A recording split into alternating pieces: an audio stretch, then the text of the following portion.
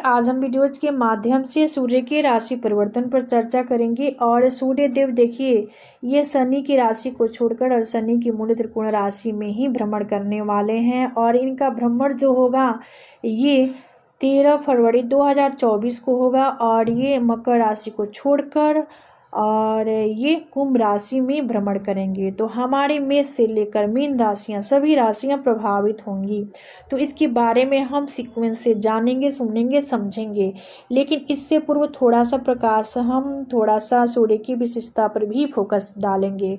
क्योंकि सूर्य क्या है, तो यहाँ पे देखिए, जब भी सूर्य का राशि परिवर्तन होता है तो अति विचारणीय हो जाता है। क्योंकि ग्रहों के राजा हैं सूर्य। तो यहाँ पर सूर्य की विशेषता जो है इस प्रकार से है। सूर्य आत्मा का संकेतक है, जीवनदाता है, पूर्वजों का नियंत्रण करने वाला ग्रह सूर्य है।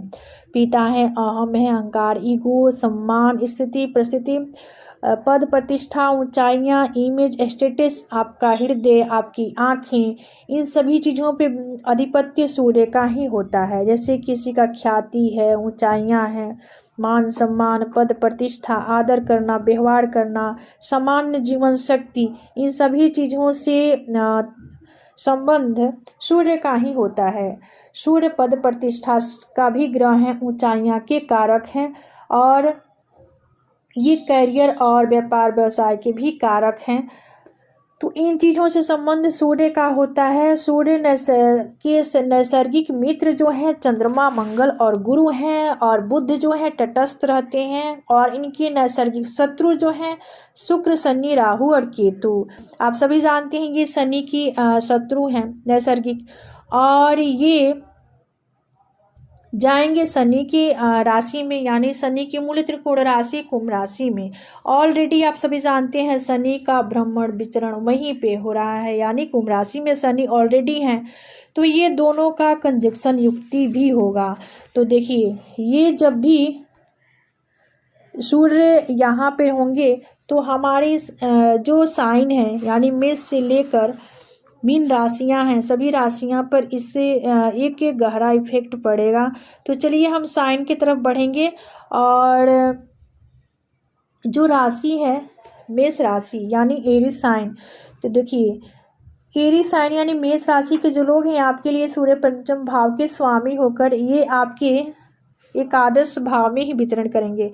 एकादश भाव जो होता है ये देखिए, ये प्रॉफिट और डिजायर का भाव है, जिसकी वजह से यहाँ पर सूर्य होंगे एकादश भाव में, तो उनकी दृष्टि पंचम भाव पे होगी, जिसकी वजह से यहाँ पे विद्यार्थियों के लिए तो ये समय सर्वश्रेष्ठ साबित होगा। वही थोड़ा सा वाहन चलाते समय आपको सचेत और सावधान रहने की ज़रूरत है। जो लोग मेष राशि के हैं, आपके लिए सूर्य जो है एकादश भाव में होंगे, पंचम भाव को देखेंगे, जिसकी वजह से इस प्रकार यह संभवतः आपके कार्यस्थल में बहुत सारे सकारात्मक बदलाव भी लाएंगे। मेष राशि वालों को कार्यस्थल पर मान सम्मान और स्वीकार्यता भी मिलेगी। ऐसा प्रतीत होगा कि एक लंबा इंतजार खत्म होने वाला है। इसके बाद देखिए, इस अवधि में आपकी वेतन वृद्धि, पदोन्नति और पुरस्कार भी मिल सकता है। अच्छी खबर यह है कि आपके समाज में मान सम्मान स्टेटस की प्राप्ति भी होगी। जी देखिए, तो यहाँ पर आपके लिए ये कंडीशन होगी सूर्य का। इसके बाद देखिए, इसके बाद वाला जो साइन है टॉरस साइन यानी वृषभ राशि। जो लोग वृषभ राशि के हैं, आपके लिए सूर्य चतुर्थ भाव के स्वामी होकर ये आपके दसम भाव में ही गोचर करेंगे, जिसकी वजह से आपकी आशाएं पूर्ण होंगी। साथ ही आपके व्यापार व्यवसाय में भी सफलता मिलेगी। और चूंकि यहाँ पर देखिए 10th हाउस में होंगे, दसम भाव पिता का भाव है, तो यहाँ से आपके चतुर्थ भाव को भी देखेंगे, जिसकी वजह से आप अपने माता पिता के सेहत पर भी विशेष ख्याल रखिएगा इस अवधि में। और ये आपके लिए सूर्य कुंभ राशि में दसम भाव में ही गोचर करेगा, जिसके कारण आपको सरकार और अधिकारियों और पिता से सहयोग की प्राप्ति होगी। वही सरकारी नौकरी से जुड़े लोगों के लिए यह बहुत फायदेमंद साबित होगा। यह सूर्य कुंभ राशि में गोचर करेगा तो वृषभ राशि के जातकों का काम उनके अधिकारी द्वारा स्वीकार भी किया जाएगा। उनके सीनियर आपके काम से प्रसन्न होंगे और आपको स्वीकार भी करेंगे। इस दौरान जातक खुद को अधिक व्यस्त भी महसूस करने में काबिल होंगे। चूँकि देखिए इस दौरान जातक या व्यक्ति खुद को अधिक काम में व्यस्त रख पाएंगे, यानी आपके कार्यभार भी बढ़ सकते हैं, कार्यभार भी बढ़ने वाला होगा। क्योंकि इस गोचर के दौरान चूँकि कर्म क्षेत्र में ही आपके सूर्य होंगे। सूर्य क्या है? एनर्जी है, ऊर्जा है। तो इन चीज़ों में जो सूर्य जिन चीज़ों के कारकत्व सूर्य को प्राप्त है, इन चीज़ों को आपको प्रदान करेंगे इस अवधि में। इसके बाद देखिए आप अपने थोड़ा सा मन पे नियंत्रण रखिएगा। चूँकि मन का भाव है, मन स्थिति का भाव है, तो आपके मन में कहीं से ईगो अपने आप में ईगो अहंकार से थोड़ा सा दूरी बना के रखें, तो यहाँ पे सूर्य आपको सर्वश्रेष्ठ रिजल्ट प्रदान करेंगे। इसके बाद साइन है देखिए जेमिनी साइन यानी मिथुन राशि। हाँ देखिए जो लोग मिथुन राशि के हैं आपके लिए सूर्य तृतीय भाव के देव होकर नवम भाव में ही विचरण करेंगे। नवम भाव में गोचर होगा आपके लिए, तो ये भाग्यवर्धक होगा, लेकिन आपको थोड़ा सा सावधान होकर अपने कामकाज को करना चाहिए। वही खान पान पर भी ध्यान देना होगा, क्योंकि ये सूर्य ऊर्जा एनर्जी है। तो कुंभ राशि में सूर्य आपके नवम भाव में गोचर करेंगे और इस प्रकार यह धार्मिक गतिविधियों और लंबी यात्राओं की संभावना भी बनाएंगे। इस अवधि में आपकी मुलाकात किसी धार्मिक या आध्यात्मिक पृष्ठभूमि के लोगों से हो सकती है। जो लोग लंबी दूरी की यात्रा का इंतजार कर रहे हैं, उनका इंतजार आखिरकार खत्म हो सकता है। जब सूर्य कुंभ राशि में गोचर करेगा तो आपको अपने सीनियर और पिता के साथ वाद विवाद भी होने की संभावना हो सकती है। तो इसमें अपने आप को थोड़ा सा संतुलन बनाने में आप कामयाब भी रहिएगा और इस पे थोड़ा सा फोकस कीजिएगा। इसके बाद वो साइन है देखिए कैंसर साइन यानी कर्क राशि। हाँ देखिए जो लोग कर्क राशि के हैं आपके लिए सूर्य जो है द्वितीय भाव के देव हैं, अष्टम भाव में गोचर करेंगे। ये आपको मिला जुला ही प्रभाव देने वाले होंगे कि सूर्य अष्टम भाव में जाएंगे। ये अकस्मात का भाव है, ये शोध रिसर्च का भाव है। वही अपने आहार व्यवहार पर भी विशेष ध्यान देना होगा आपको। और ये आपके जिह्वा वाणी खान पान का जो भाव है द्वितीय भाव पर इनकी दृष्टि जाएगी, इसलिए इस अवधि में इधर उधर की खान पान से आपको बचना होगा। सूर्य आपके लिए कुंभ राशि से 8वें भाव में गुजर करेगा। कर्क राशि वालों को अधिक खर्च, अनावश्यक यात्रा और कम आत्मविश्वास और स्वास्थ्य में उतार चढ़ाव का भी समस्या बना रहेगा। सूर्य के गोचर के प्रभाव से इस दौरान आपको सभी फैसले सोच समझ कर लेने ही चाहिए, क्योंकि आप किसी काम काज को करने से पहले उस पर मंथन कीजिए, उस पर सोचिए विचारिए, उसके बाद ही कीजिए। तो सूर्य चूँकि देखिए आप कहीं भी अपने आप में थोड़ा सा कॉन्फिडेंस बनाने की कोशिश कीजिए, यानी धैर्यता से काम कीजिए, तो बाकी सब कुछ आपके फेवर में ही होगा। इसके बाद देखिए लियो साइन यानी सिंह राशि। हाँ सिंह राशि के लॉर्डी देव स्वामी हैं सूर्य देव।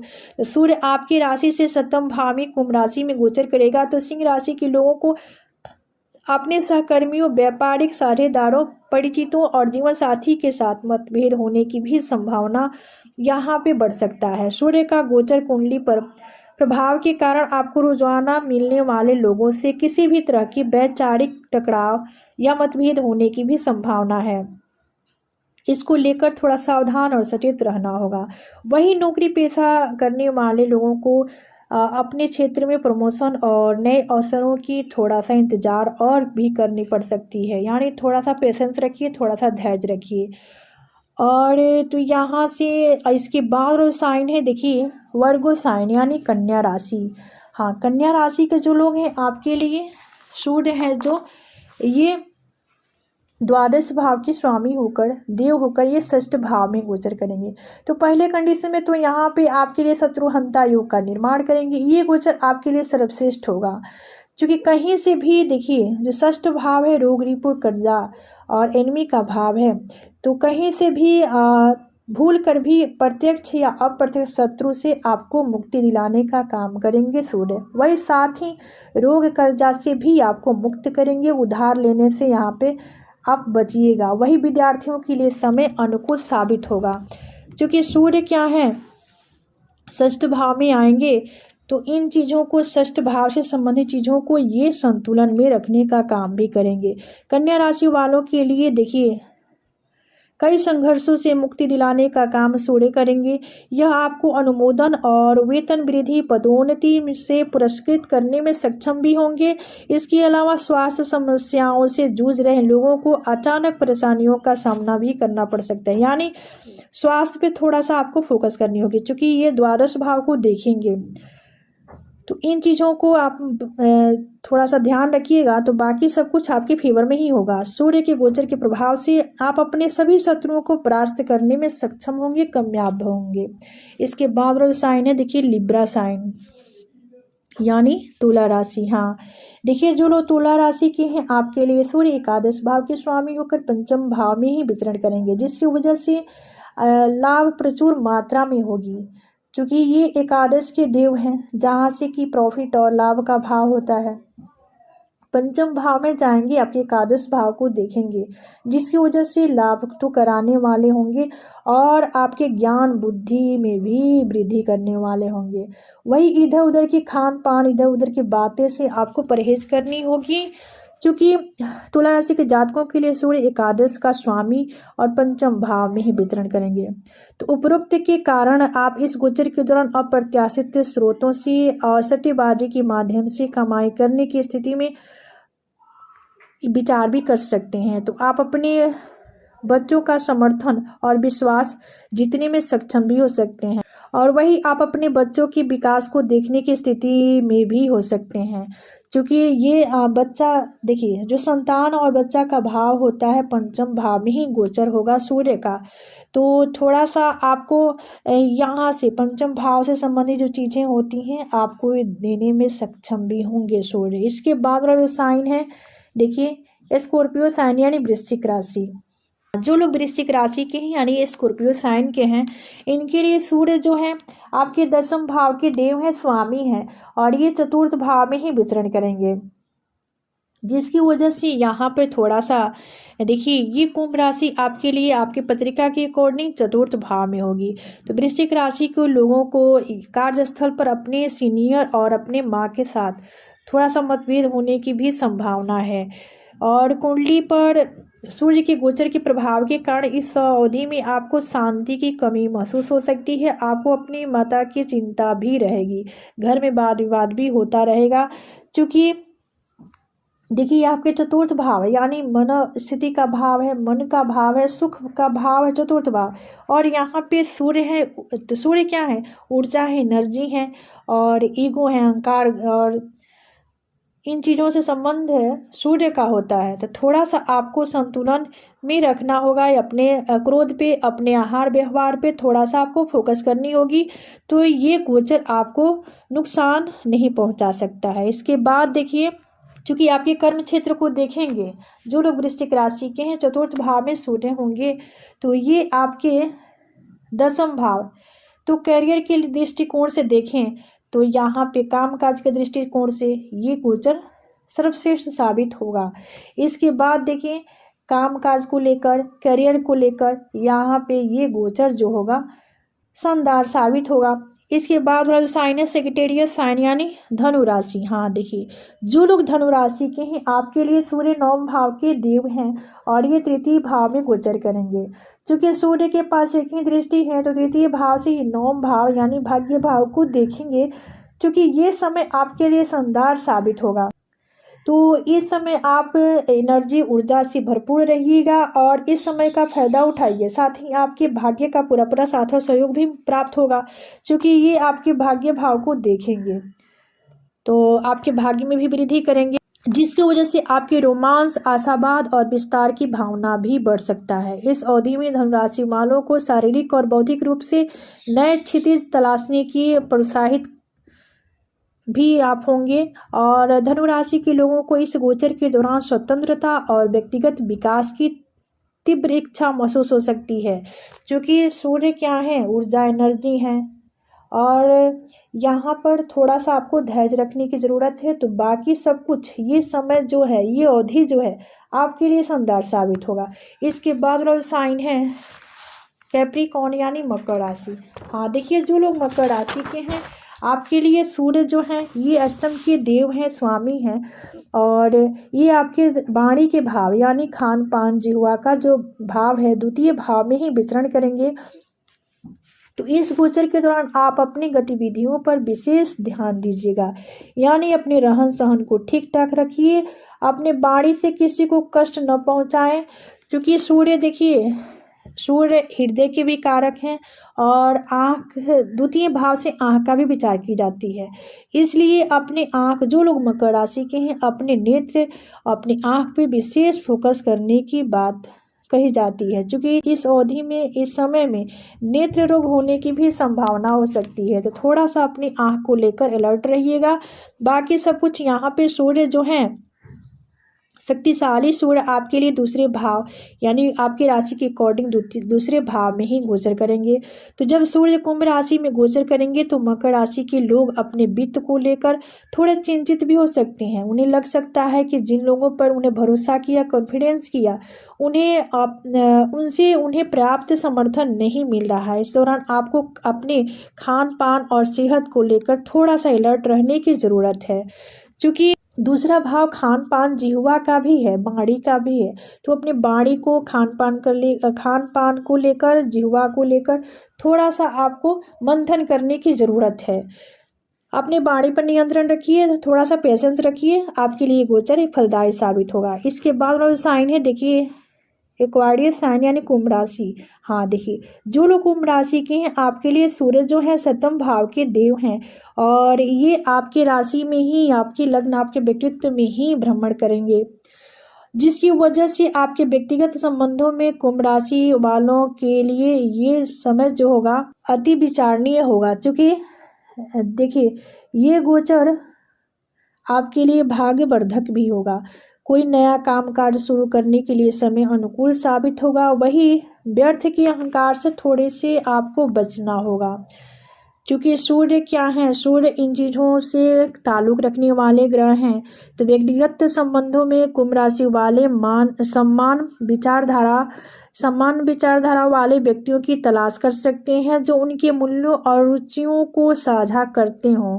कुंभ राशि में सूर्य का गोचर नवाचार, व्यक्तित्व और मानवीय प्रयासों पर ध्यान केंद्रित करने को प्रोत्साहित भी करता है। कुंभ राशि के व्यक्तियों को अपने अद्वितीय दृष्टिकोण को अपनाना चाहिए। विविध विचारों और साझेदारियों के लिए खुले रहते हुए दुनिया में सकारात्मक बदलाव लाने की दिशा में काम भी करना चाहिए।